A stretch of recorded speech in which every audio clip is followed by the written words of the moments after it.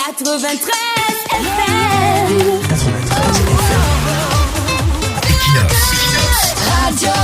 Bonjour, parfois pour savoir qu'un pays est dans un état de délabrement avancé, vous n'avez pas besoin d'être spécialiste des questions politiques ou alors vous n'avez pas besoin d'être un économiste chevronné. Parfois, on peut juste s'arrêter sur les mots sociaux d'un pays pour se faire une idée de la profondeur de son processus de putréfaction. Par exemple, votre avion amorce son atterrissage dans l'un des principaux aéroports du pays la nuit. Vous avez l'impression que vous atterrissez dans un village abandonné. Tout est noir, tout est lugubre. Si c'est en journée, la vue aérienne de la ville vous laisse l'impression qu'il n'y a que des petites cases perdues sous des manguiers et dans une poussière jaune ou blanche. Pas d'éclairage, pas de bâtiments importants. La nuit, les lumières donnent par endroits comme des petites torches. À l'aéroport, tout est cresté, sombre. Pas plus de 2 avions au sol. Au loin, vous avez 2 à 3 appareils abandonnés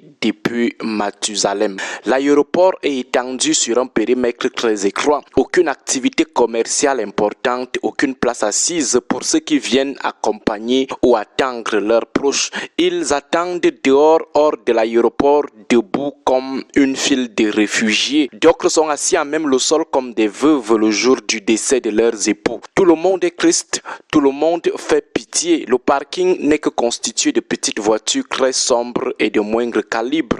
À partir de ces éléments, vous pouvez déjà savoir que ce pays, c'est l'antichambre de l'enfer. Vous comprenez du coup que vous venez de franchir la salle d'attente de l'enfer. Un autre exemple, vous roulez dans la capitale politique ou économique du pays, où vous voyez sur les murs de toutes les constructions en chantier, vous voyez les marques à démolir. Donc, presque personne ne possède une autorisation de bâtir, ou alors tous les travaux sont mal exécutés, n'obéissent pas aux normes, tout est à démolir. Vous comprenez que ce pays lui-même est à démolir. Mobilisons même des indicateurs que nous donne la santé et auxquels beaucoup ne prêtent pas souvent attention. Vous essayez de checker les types de maladies qui emportent les populations de ce pays. Vous réalisez que ce sont des maladies de la pauvreté, des maladies du stress, des maladies de la saleté. Une maladie comme le sida, c'est le fruit du vagabondage sexuel, soit à des fins commerciales, soit à des fins de dégagement de l'esprit. Les gens s'ennuient, le sexe devient un antidépressif, les gens sont pauvres et font des services sexuels une source de revenus. Une maladie comme le choléra, vous savez d'office que ce pays, c'est le cimetière de la saleté, le socle de la promiscuité, le tabernacle de toutes les défaillances hygiéniques. Vous savez aussi d'office que même l'eau à boire est un problème dans ce pays et les aliments consommés sont les plus misérables de toute l'histoire de l'humanité. Dans ce pays, c'est presque tout le monde qui souffre du mal d'estomac. Du coup, vous pouvez présumer sans gros risque de vous tromper que c'est un pays où, dès la naissance, les gens ont des estomacs permanemment vides. Les enfants qui passent toute la journée sans rien manger à l'école, les étudiants qui font le jeûne forcé dans leur cité, se nourrissent des petits biscuits de 25, du tapioca, du risotto sec ou de la bouillie haricots de 50 francs. Comment ne pas avoir le mal d'estomac plus tard?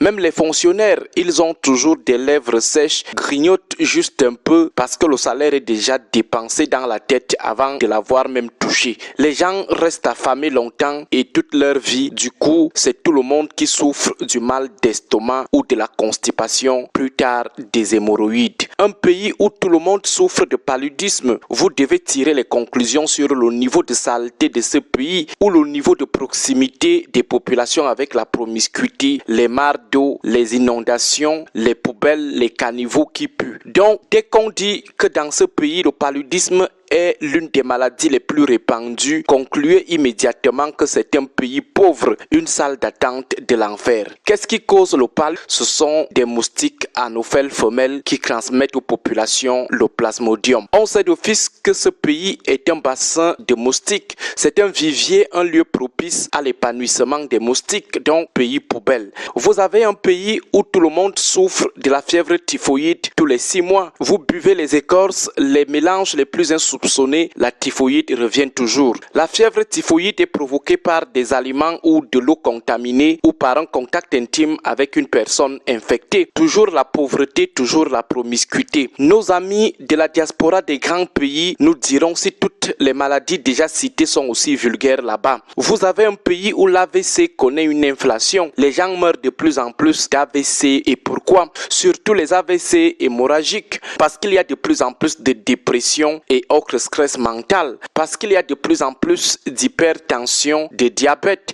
Parce qu'il y a de plus en plus de sédentarité. Les gens restent beaucoup sur place pour pleurer leur vie. Ils n'ont rien à faire pour sortir de la maison. Parce qu'il y a une inflation du tabagisme et de la consommation d'alcool pour noyer les soucis, la mauvaise alimentation avec des taux de cholestérol élevés. Et ce sont là des indicateurs d'un pays transformé en salle d'attente de la morgue. Chacun attend calmement son tour pour être allongé dans un casier. Agréable journée à vous tous. 93 FM.